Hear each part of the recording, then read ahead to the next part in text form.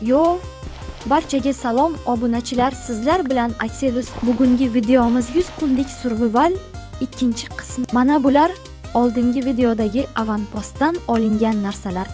Ha, yana aytgandek, obunachi uchun katta rahmat. Atrofda maxluqlar yo'q ekan, yaxshi ko'rib turibsizki, hozir kechki payt. Endi uxlash uchun joy tayyorlaymiz. Va nihoyat 5-kun ham boshlandi. Narsalarni yig'ishtirib, uyimga borsam ham bo'ladi. Uyim yo'q bo'lsa-da.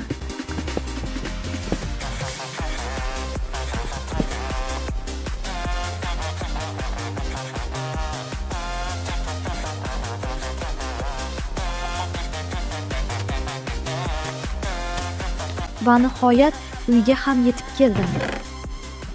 Va narsalarni joylashtirdim.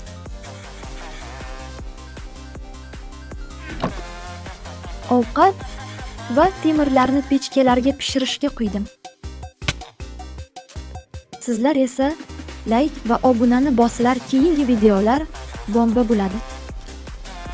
Ikidan narsalarni olsam ham bo'ladi endi.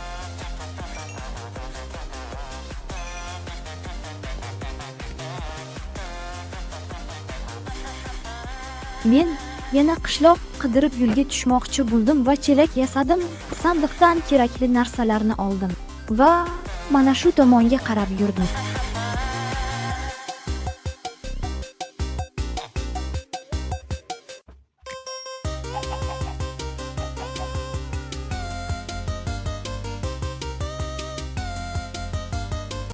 Va bir payt oldimdan qishloq chiqdi. Men xursand bo'lib ketdim va qishloq tomon bordim. Qishloqqa kirgunimcha qorong'i bo'ldi va men bir uyga uxlab yubordim.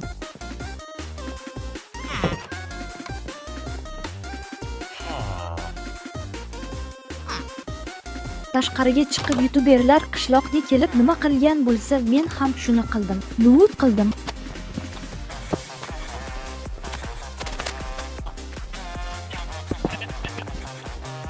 Endi satilga jitellarni solamiz.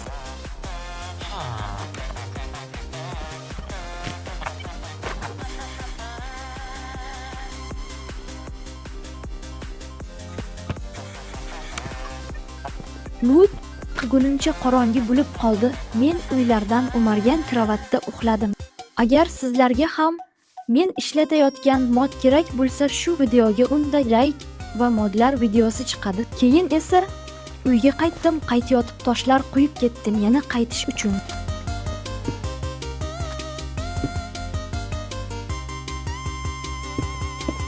Xullas uyga qaytib keldim va sandiqqa narsalarni joylashtirdim.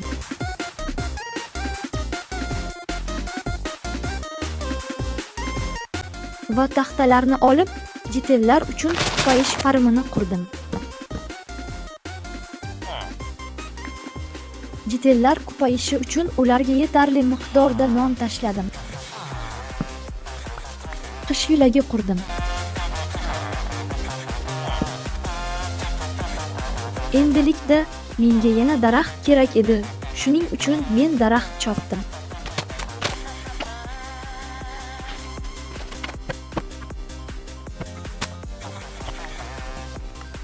Bu mayda-chuyda ishlarimni esa tezlashtirib yubordim, siz zerikib qolmasligingiz uchun.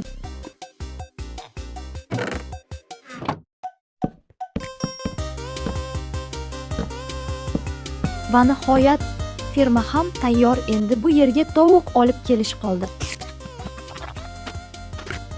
Men boyagi qishloqqa bordim, sababi obsidian kerak edi. 2000 years later.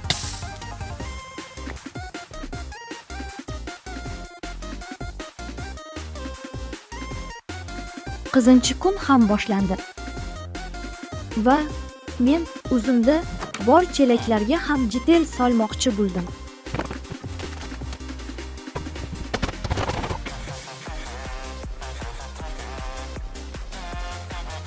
Endi uyga qaytsam ham bo'ladi. Uyim esa mana shu tomonda. Firmamiz uchun tovuqlar topdim.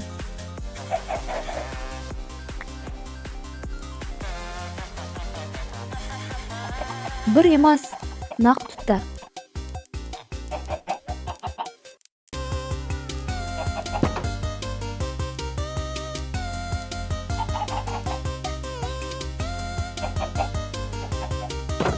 Tovuq ferma ishga tushdi.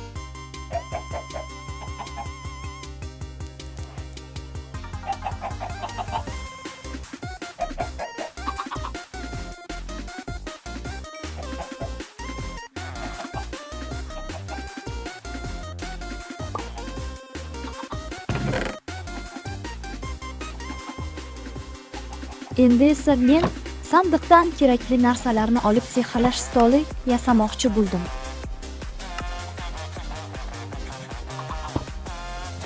Va birinchi urinishdayoq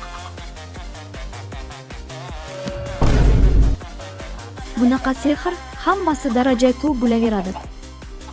Bunday omaddan o'zim ham hayron qoldim. Men boltamga ham shunday omad kelarmikan deb tekshirib ko'rmoqchidim. Afsus, daraja yetmadi. Kirkamga ham shunday bo'ldi.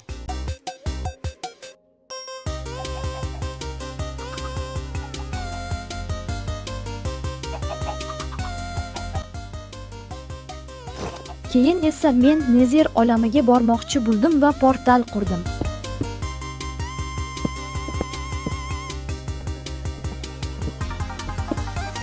Endi menga yondirgich kerak.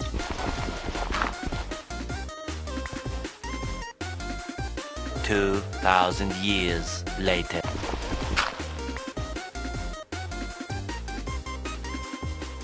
Portalni ham aktivlashtirsak bo'ladi endi. Men Nezir olamiga o'tib atrofni qaradim.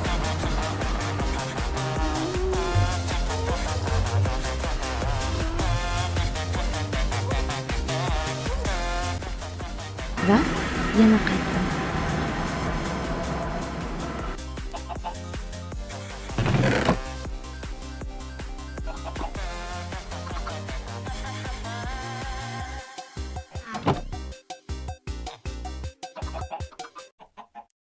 Men sandiqdan kerakli narsalarni olib yasash stolidan olmoslik ketmon yasadim. Men kerak bo'ladi deb bug'doy ekdim.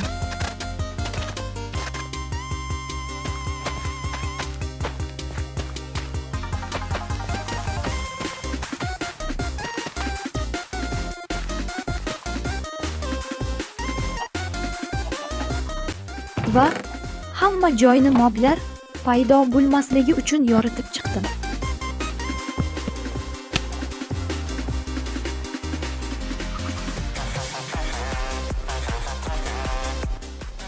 O'ninchi kun ham boshlandi.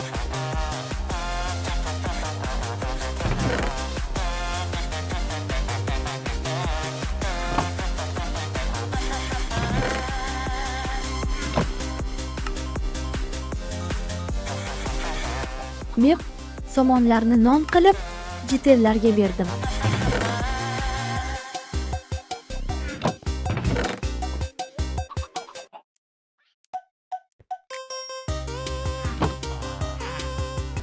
Jitellar esa och maxluqday nonga tashlanishdi.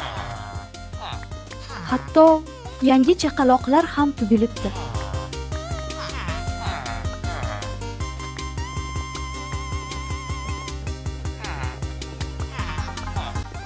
Men ularga yetarlicha non berganimdan so'ng kartaga qarab yaqinroqdagi o'rmonni qidira boshladim.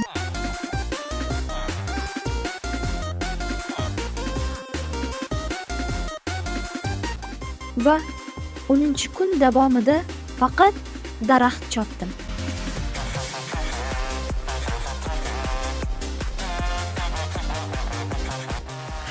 Yomg'ir ham boshlab yubordi. Men esa uyga qaytdim.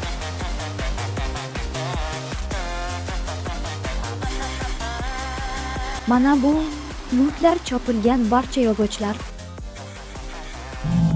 Men portaldan chiqqan zombi chuchqani o'ldirdim.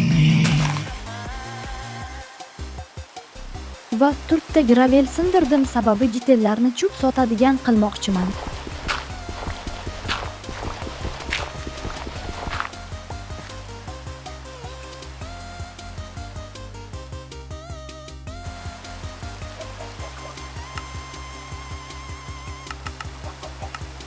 Men jitellar uchun ish stoli yasadim.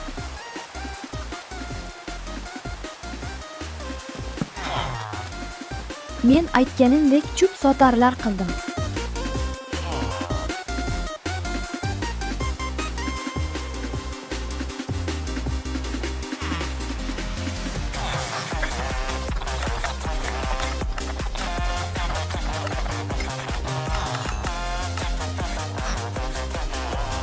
Va men olingan izmrudlarni yarmiga yon oldim.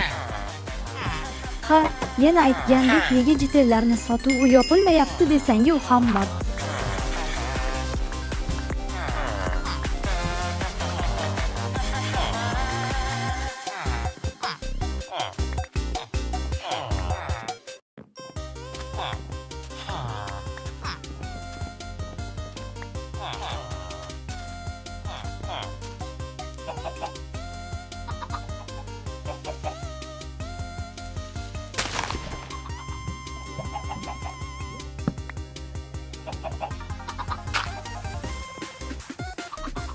Xullas, hozir men mana shu tomonga qarab turaman va bir narsa quriladi.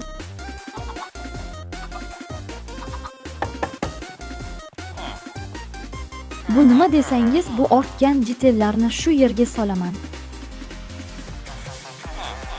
Xullas, obunachilar, 100 kunlik survivalni part 2si shu yerda tugaydi. Barchaga xayr, kanalga obuna bo'lib turayotgan videolaringizga like bosilar. Barchaga xayr.